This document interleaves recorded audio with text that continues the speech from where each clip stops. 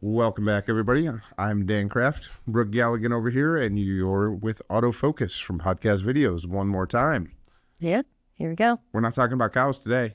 Nope, not gonna. We're not gonna talk about cows. That's going to make a lot more sense if we release these episodes in the right order. Yeah.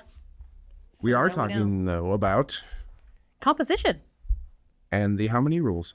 Well, this is the top 6. There's a lot of rules of composition, but I've picked these are the top 6 that apply to podcast studios, what we do here. Yeah. So really, we just want to talk about just, this is like photography basics. Like if you've done like a photography class or like a video class, like these are like the basics that you learn when you're setting up a shot. But, it's always good to have a refresher. And especially when you're going into stuff like what we do with like an interview, like how do you set up the shot? How do you make it engaging? And how do you, make it not awkward? How do you choose where to mount the cameras on the wall in the studio? Yeah. We might have spent about an hour on that earlier today. We did, yes. Well, there was also a thermostat in the way, so we had to come up with an alternative plan, but we made it. But right. So this is good for a refresher for anybody who's been doing it, good for anybody who's changing their look, good for beginners. Mm-hmm. And these rules basically will apply to photo, still photography, or video. Yep. Okay. Yeah, because all the examples are photos because we don't have time to watch random videos in a presentation. So you're welcome. All right. So here we are. Keep it simple. Keep it quick. Yeah. Here's one of the main rules. So this is the one that we use in the studio all the time. And this one is rule of thirds. So the rule of thirds is really great because you want to have, you don't want everybody right in the center all the time, especially, it's a little more engaging and you also get to see what else is going on in the scene. And so it's not just so like everybody in the center all the time. And so the rule of thirds is really you just divide the frame into 9 equal parts using 2 horizontal lines and 2 vertical lines. And then you place the main subject along the lines at their intersections for the more dynamic balanced look.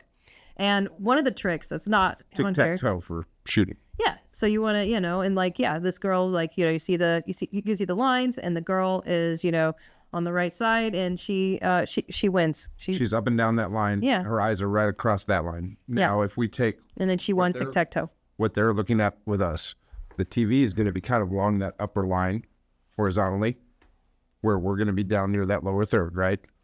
And then, generally speaking, I'm going to be at this intersection. You're going to be at that intersection. Yeah. In the frame you're looking at out here. So one of the things that's really important to remember when you're putting in together the like a rule of thirds is that your subject has to be looking into the frame, and that is the most important part. Because if they're looking out of the frame, the viewer is like wondering what they're looking at. They're like, what am I missing? Like, what's over there? Because if you have them looking out of the frame and then there's all this negative space that's not being used, they're gonna be like, what am I looking at? Like, what's going on over there? And so that's the main trick that's not on this slide is just make sure when you set it up, the person is looking into the frame and not out of the frame. Now you can be honorary or contrary and cheat a little bit. If she was looking toward the outside edge of that frame, you might do that on purpose to set it up if you were going to move that whole frame to show what was going on that way. If you're going to pan in that direction and all of a sudden she'd be looking this way from this side of the frame as the frame moves. That might be a trick, but that's a far more advanced version of... Yeah. We don't do cinematic stuff here, podcast videos. So I was focusing on stuff here. We're not... We don't. No, we don't, because we want to make it easy. So the cameras are mounted to the wall and they don't move. So our persons come in, they set it, and then they walk out the door. So if you have a videographer that's behind the camera that's moving and keeping up with what's going on. A dynamic shot. Yeah. It's all been framed and measured out and everybody knows what they're supposed to be doing. So what's fun is she will mention that the cameras are mounted to the wall and they don't move. Nothing bugs her more than the fact that these chairs... I do hate the chairs. The chairs on wheels. Yes. She doesn't want me or anyone else moving like that. Yeah, we don't. Like this. Yes, stay close to the mic. Because we have a whole other episode about why you should stay close to the mic. Is this close enough? Yes. Okay, enough of our... banter. Sniping. Yeah. The next number rule, two, leading lines. And so use the lines, use the environment around you to create a really good composition. Use the lines to lead into what's going on. Same rule applies. If you're going to have leading lines, have the person walking into the lines, not away from the lines. But yeah, it's there's always like whatever is around you, especially if you're out in like an urban setting or even in a natural setting, like outside. Like you can just take a second, look at what the environment is doing, and then use that to your advantage. You can find the lines, see like what's going on, and so you can really just like make or break a photo by by taking these lines and just really like using it. What we do kind of here for our leading lines is definitely, using the lines of like the lights and the TVs and things like that. We don't use it a lot in this studio, but they're fairly static. Mm-hmm.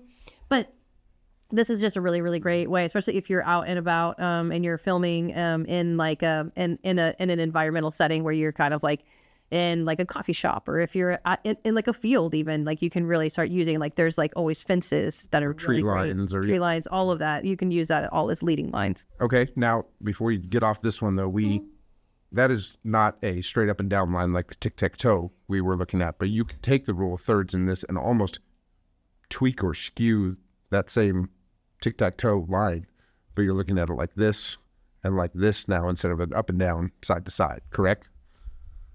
Kind of, but you want to make sure that it doesn't look like she's falling down either. Like you don't want to so I think that's why diagonal lines are like really good leading lines, because they're leading into the person, but you want to make sure that the subject isn't like tilted in a weird way, so it doesn't look like they should be like falling off a wall. Or something. Yeah, so they're not Humpty Dumpty. These looks she's giving me occasionally when I say things like that. One of us has a degree in documentary film, and I'll give you a hint. It's not me. Yeah.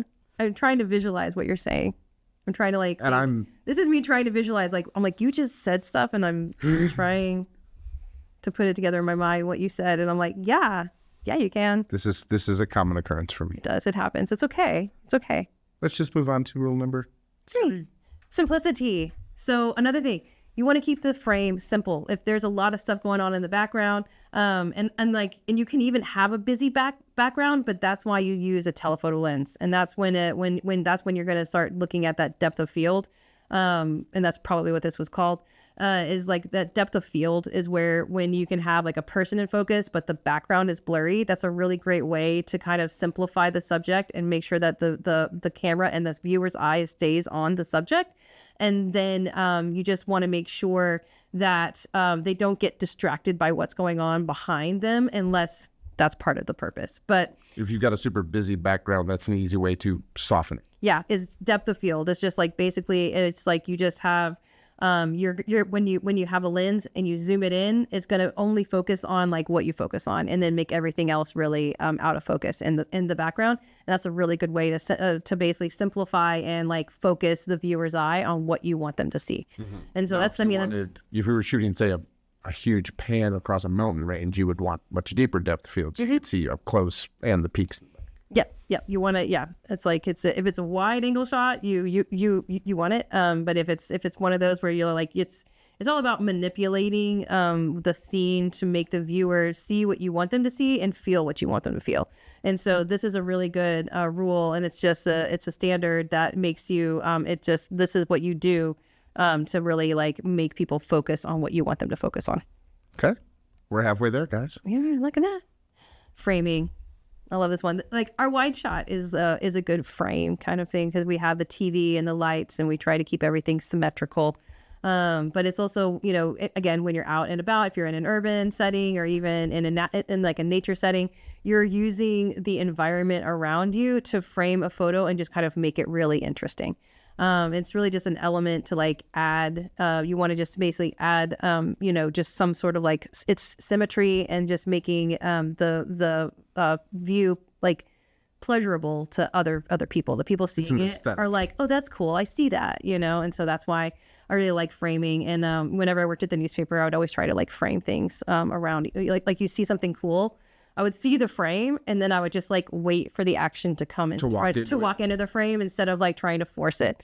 And so that's another trick. It's like especially if you're doing street photography, find something that's cool, and then you just wait for the action to happen. And that always leads to really good photos. So Okay. I like that one. True in video as well, obviously. Oh yeah. So you just basically set the camera up, and you're like, this is a really cool scene, and then you just wait for people. Yeah, or if you're making a film, that's when you like guide Cue your people into the frame. Yep. Okay. So Cool. That's 4. 5. Negative space. I love this one. This is one that a lot of people don't use. Loves them all. I do love them all because they're wonderful rules. But I love negative space. I used to use this one all the time because sometimes like people get in real tight, right? And they want you to see like exactly what you like. They're like see this.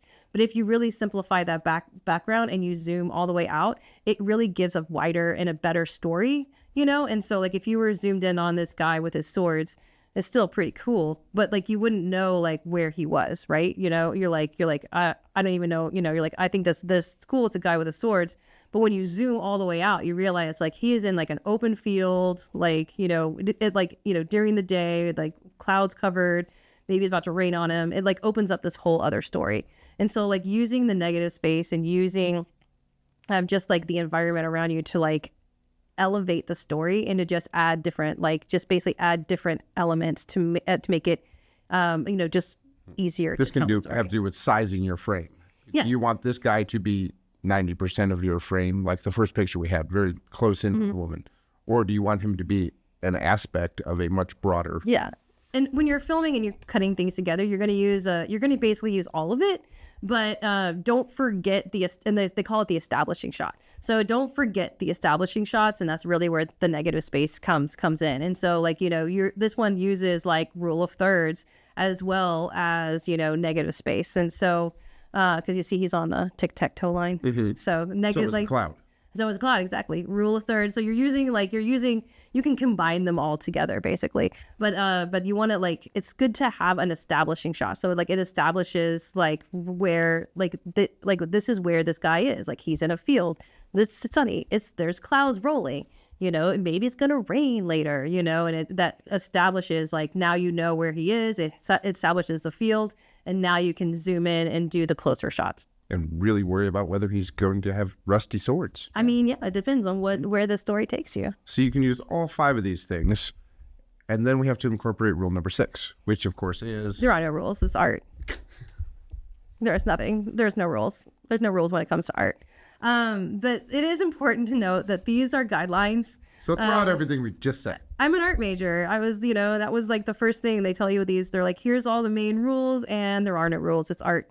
But you do need to have a very solid understanding of the guidelines and of the rules. So when you are taking them and you're changing them and you're trying to break the rules, you're doing it with purpose, and you're doing it for a reason, and you're not just doing it. And it will look cool, but it's not going to be like, you're not doing it, because you don't want it to look like you're uneducated and you didn't know that, and you were breaking the rules because you didn't know what you were doing. You want to break the rules with purpose, and you want to make it look obvious that you broke the rules for a reason. I had a friend in college, and he was an art side major, photo video. And he said that the biggest difference was whatever you frame it, however you do it, whichever rules you break or don't, if the story you put behind your image or your video has to be true, it's journalism. If the story you put behind it is whatever you say it is, then it's art. There you go. That's not the exact phrase he used, but we're not going to use that one. Yeah. Exactly. Yeah. So, but yeah. Pretty simple way to explain it. It is. Yeah. It's just, at the end of the day, this is an art. Photography and video is the art of light. And so you can take light and subjects and framing and all of these things, and you're manipulating the scene around you to make people see what you want them to see. Because, if we're in the room together and we see things very differently from each other, but like these people, the people that are viewing this wonderful video, they can only see what we put on the screen. So you're welcome. So it is. So it's an art, it's a manipulation, and you are just, but you're doing it with purpose. It's like, if you're going to break the rules, do it with purpose. So follow all the rules, but anarchy. understand the rules and the guidelines. And when you want to break them with purpose. I'm not saying if you want to, like when you want to, because you always do. Now that's a great wrap up. This is Autofocus. I'm Dan Craft. That's Brooke Galligan. Break the rules.